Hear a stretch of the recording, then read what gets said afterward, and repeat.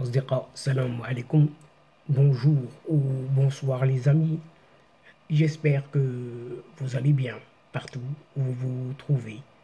En tout cas, c'est ce que je vous souhaite et pour le meilleur de toutes les situations et de toutes les circonstances, bien sûr. Bienvenue sur votre chaîne Bled Maralibia qui attend comme toujours vos encouragements qui nous font beaucoup de bien et dont nous avons bien besoin. Merci pour vos gentils compliments, pour vos commentaires ainsi que pour vos précieux conseils. Mais abonnez-vous pour rester tout simplement très informé des dernières nouvelles de votre chaîne. الأصدقاء نتمنى تكونوا بخير وعلى خير أينما كنتم. أهلا وسهلا بكم ومرحبا بكم في قناتكم. Cette séquence revient sur ce dossier du Sahara où l'on sous-entend un silence pourtant doré de l'ONU, l'Organisation des Nations Unies, et du Maroc sur la venue de cet envoyé personnel du secrétaire général des Nations Unies qui s'est rendu cette semaine pour la première fois dans les régions du sud du Royaume du Maroc depuis sa nomination en 2021.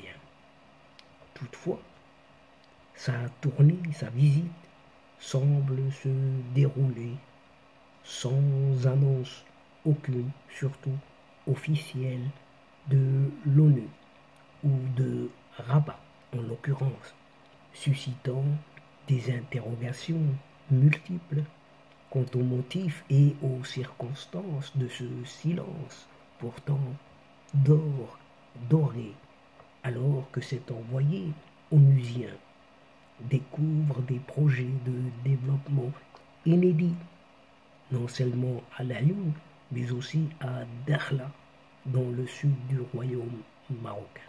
Nous allons essayer de décortiquer un tout petit peu cela, à notre niveau bien sûr.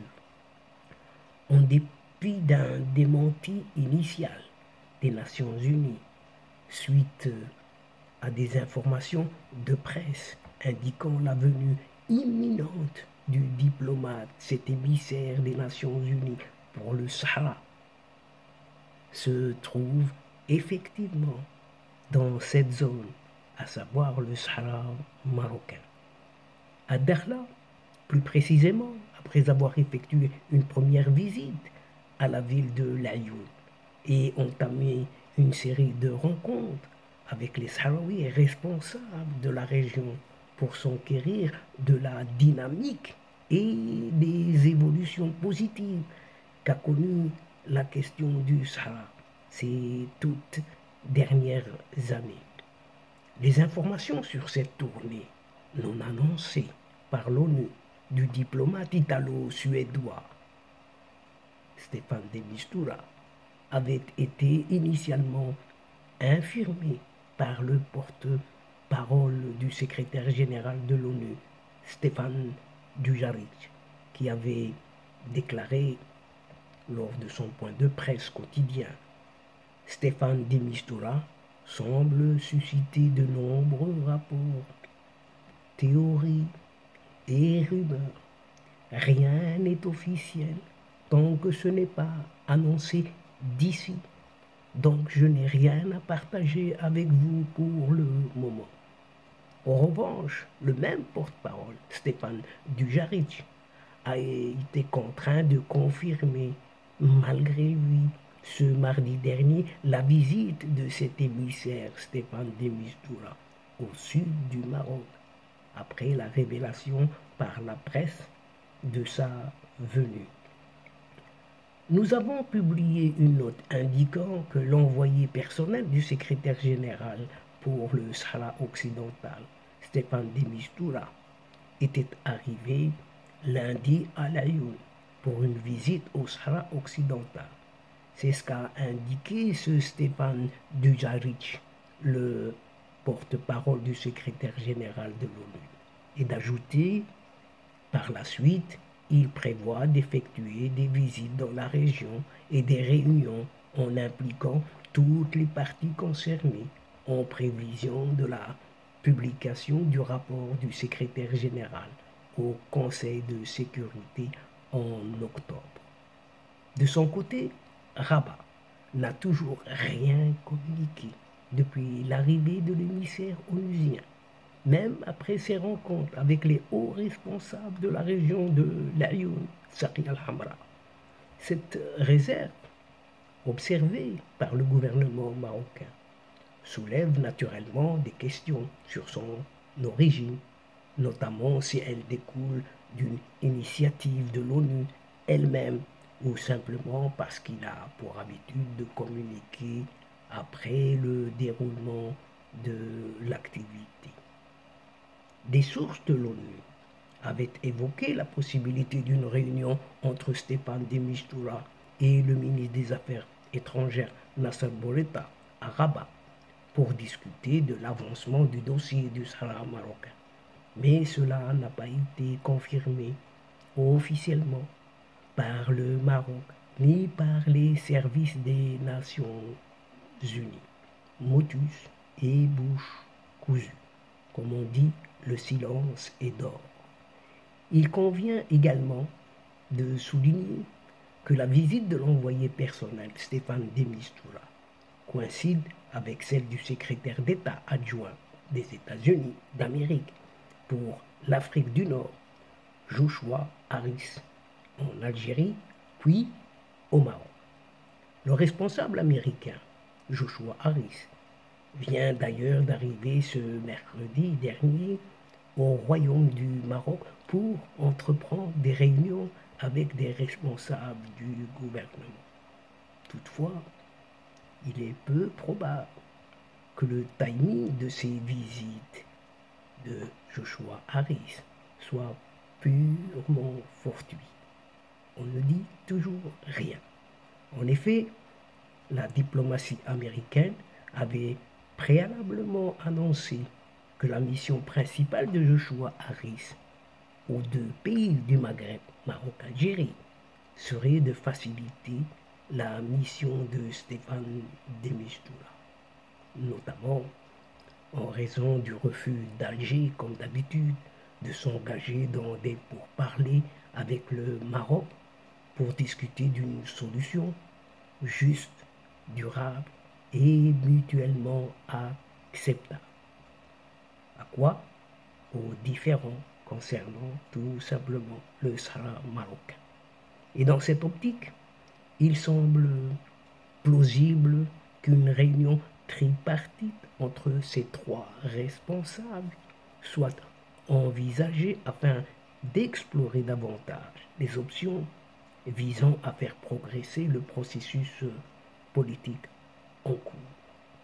Sachant, et pour juste un petit rappel, l'envoyé personnel du secrétaire général de l'ONU, Stéphane de Mistura, a effectué effectivement ce mercredi dernier une visite sur le terrain pour explorer les différents projets dynamiques stimulant le développement de la région de l'Ayoun.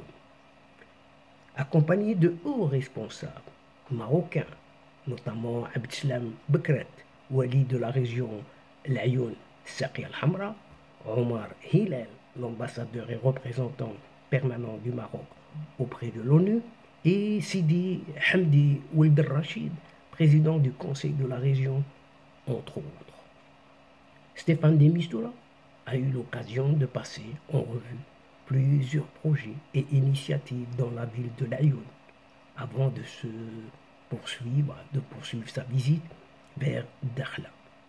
Au cours de cette visite, l'attention s'est particulièrement portée sur la Cité des métiers et des compétences, un projet d'envergure visant à former une certaine main-d'œuvre hautement qualifiée dans divers secteurs pour répondre aux besoins du marché du travail, tant local qu'international.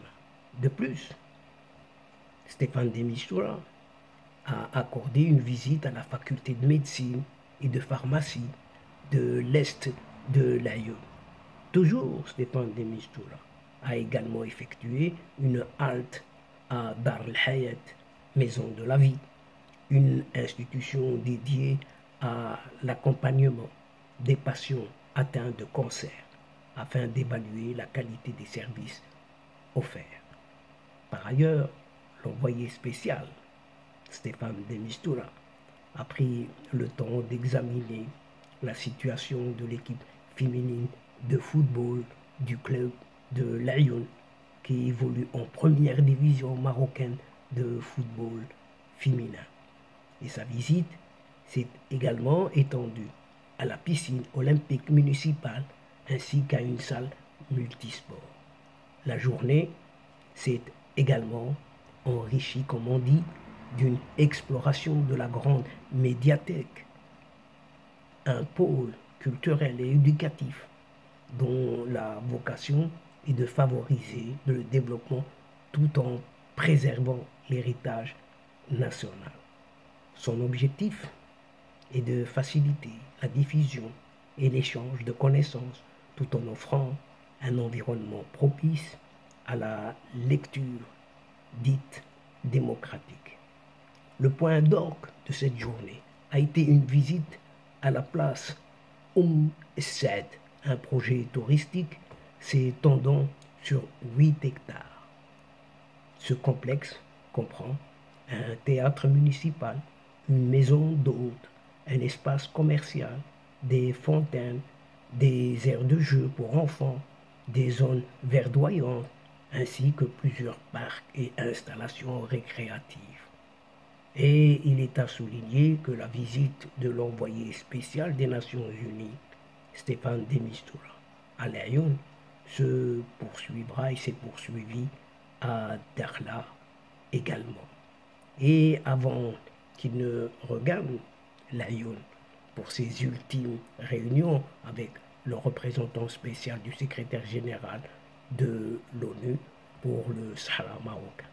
Et le chef, n'oublions pas le chef de la MINURSO cette fois-ci, un certain Alexander Evanko. Et donc, chers amis, c'est ici la fin de cette séquence. Et à une prochaine fois, Inch'Allah, en vous retrouvant avec plaisir. Et comme d'habitude, n'oubliez pas de vous abonner pour recevoir les dernières infos de votre chaîne. En vous remerciant pour votre suivi. Mais n'oubliez pas de partager, toujours partager autant que vous pouvez le faire, partout où vous êtes. الأصدقاء وصلنا إلى نهاية هذه الحلقة، وقبل موعد للمرة القادمة إن شاء الله لا تنسوا الاشتراك لتصلكم الفيديوهات أخرى، ونشكركم على مشاركتكم للمتابعة. L'instant est juste arrivé pour vous dire au revoir les amis et à la prochaine fois Inch'Allah. الأصدقاء السلام عليكم ورحمة الله وبركاته. مع السلامة.